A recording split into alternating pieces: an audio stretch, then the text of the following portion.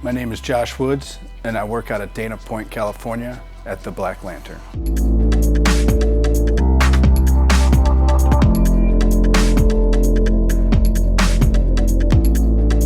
The style tattooing I'm known for is, for the most part, pretty new schooly. I do a lot of illustrated, animated. Some of it has bits and pieces of realism, but for the most part, I try to do everything clean, soft, colorful, and very readable tattoos. I tattoo in color mostly. I would love to do black and gray, especially now moved out to California. There's a lot of that going on. I just, when people look through my portfolio, they don't see that a lot, so I'm assuming that's just not something they're willing to pick up on, or there's people out there that do it very well here too. I do color specifically just because I've made a career out of it. I feel like I'm the best at doing that, but it never hurts to try and further your career and artistic ability by doing black and gray, which London Reese at the Black Lantern has taught me a lot since I've been there. So I've been starting to do a little more black and gray.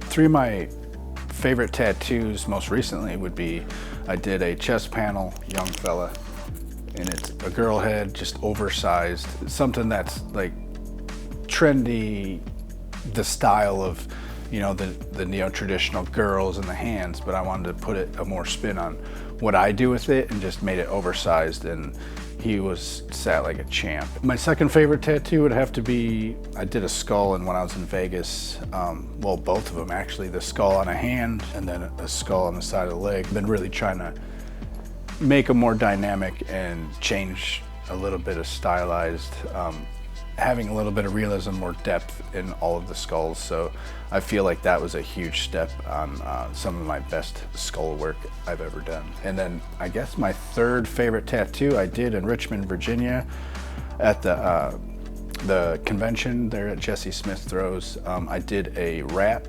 on the side of a leg, and it's like super big, and it took forever to finish, but the guy sat like a champ. How I find references or subject matter is all real life, so I'll look up pictures, of a rat or a skull or a rose, and I really, if I'm struggling with something, I'll put that on my iPad so I can just look back and forth.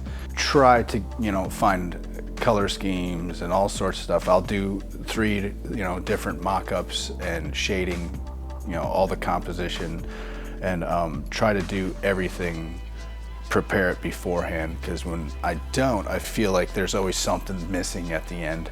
So I try to do that as much as possible. I definitely, I have my influences from other artists, tattooers or painters or whatever, but I really try not to look at that stuff like I did when I was younger in my career, because it really starts pushing you into a direction of, being too close to someone's style, and that's just not something I try to do anymore. I try to, have some originality in my work and try to do everything based off real life reference, because then it's more me when it comes off in the actual drawing.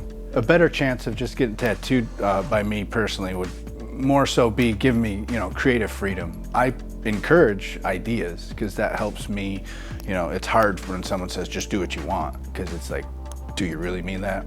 Or am I just gonna, really do what I want? So I tend to give my clients a direction. Let's say they wanted something along the lines of a Viking or a skull, and Josh Woods will put it together how Josh Woods typically would do something.